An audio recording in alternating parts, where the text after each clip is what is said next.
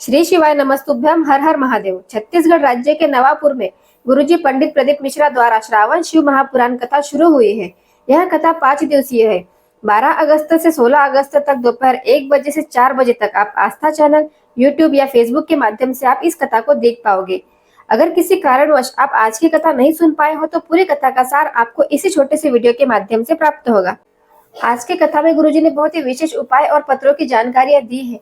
अगर आप यह उपाय और पत्रों की जानकारियां जानना चाहते हैं तो चैनल को अभी सब्सक्राइब कर दीजिए और बेल आइकन को भी प्रेस कर दीजिए। तो चलिए बढ़ते हैं आज की कथा की पहली विशेष जानकारी की ओर। गुरुजी ने कहा, आज की कथा को जो भी श्रवण कर रहे हैं वो बहुत ही भाग्यवान है, क्योंकि सावन का ऐसा महीना चल रहा है जो 72 वर्षों बाद आया है, जिसकी शुरुआत भी सावन सोमवार से हुई है और समाप्ति भी सावन के सोमवार को ही होगी। एक तो सावन का महीना, ऊपर से सावन सोमवार का दिन और उसमें सावन की अष्टमी, तो ये एक ऐसा महासंयोग है। अगर आप इस दिन कथा सुन रहे हो तो आप बहुत ही भाग्यशाली हो। तो चलिए बढ़ते हैं आज की कथा की दूसरी विशेष जानकारी की ओर। गुरुजी ने कहा, शिव भक्ति में मौनता होनी चाहिए। जब भी आप शिव जी की भक्ति करते हो, जल चढ़ाते हो, पूजा करते हो, उस समय हमें मौन रहना चाहिए। तो चलिए बढ़ते हैं आज की कथा की तीसरी विशेष जानकारी की ओर। गुरुजी ने कहा, छत्तीसगढ़ की यह कथा ऐसे स्थान पर हो रही है जहाँ चारों ओर हरियाली है, गाड़ी है न गाड़ियों का शोर है। यह कथा एकांत जगह पर हो रही है, इसीलिए इस कथा को एकांतेश्वर शिव महापुराण कथा कहा जाएगा। चारों ओर गूंजेगा बोल बम का नारा है और बाबा एक सहारा है। तो चलिए बढ़ते हैं आज की कथा की चौथी विशेष जानकारी की ओर। गुरुजी ने कहा, मेडिकल साइंस कहता है जीव में अगर घाव हो जाए तो वह जल्दी भर जाता है, और शिव महापुराण की कथा कहती है जीव्या में अगर घाव हो जाए तो वो जिंदगी भर नहीं भरता।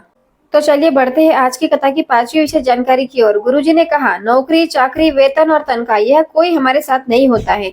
इंसान जब नौकरी करता है तो 9 लोगों का पेट भरता है, और जब चाकरी करता है तो 4 लोगों का पेट भरता है, और तनख्वाह व्यक्ति स्वयं अपने तन के लिए करता है, और वेतन में कुछ भी नहीं होता है, जो होता है वो चला जाता है। इसीलिए अगर कुछ पाना चाहते हो तो शिवजी के मंदिर जाओ, 1 लोटा जल चढ़ाओ। शिवजी को चढ़ाया हुआ जल कभी खाली नहीं जाता है। 1 लोटा जल का फल आपको अवश्य प्राप्त होता है।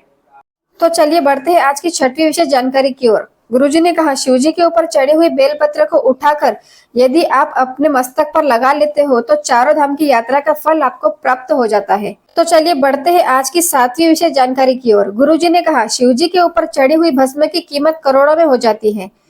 गुरुजी ने कहा, शिवजी की चढ़ी हुई भस्म अगर हम अपने शरीर पर कहीं भी लगा लेते हैं, धारण कर लेते हैं, तो वह हमारे जीवन का कल्याण कर देती है। वह भस्म साधारण नहीं होती है।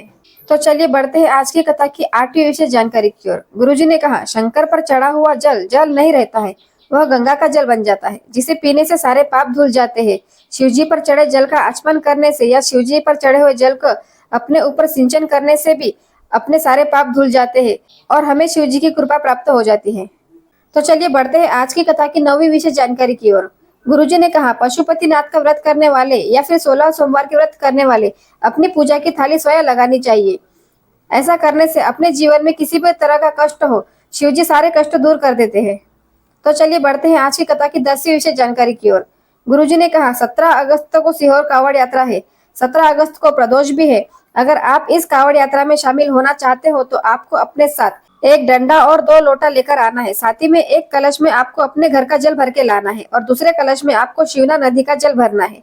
यह कावड़ सीहोर के शिवना नदी से ही प्रारंभ होगी। साथ ही में गुरुजी ने कहा है सभी को एक पीला कनेर का पुष्प लेकर आना है, क्योंकि 17 अगस्त की प्रदोष है और प्रदोष के दिन शिवजी को पीला कनेर का पुष्प चढ़ाने से सभी प्रकार की मनोकामनाएं पूर्ण होती है। अगर आप कावड़ में शामिल नहीं हो रहे हो तभी आप अपने घर के आसपास के किसी भी शिव जी के मंदिर में जाकर पीला कनेर का पुष्प समर्पित कर दीजिएगा, क्योंकि प्रदोष के दिन अगर पीला कनेर का पुष्प हम शिवलिंग के ऊपर समर्पित करते हैं तो हमारी किसी भी प्रकार की मनोकामना है वो शीघ्र ही पूर्ण हो जाती है।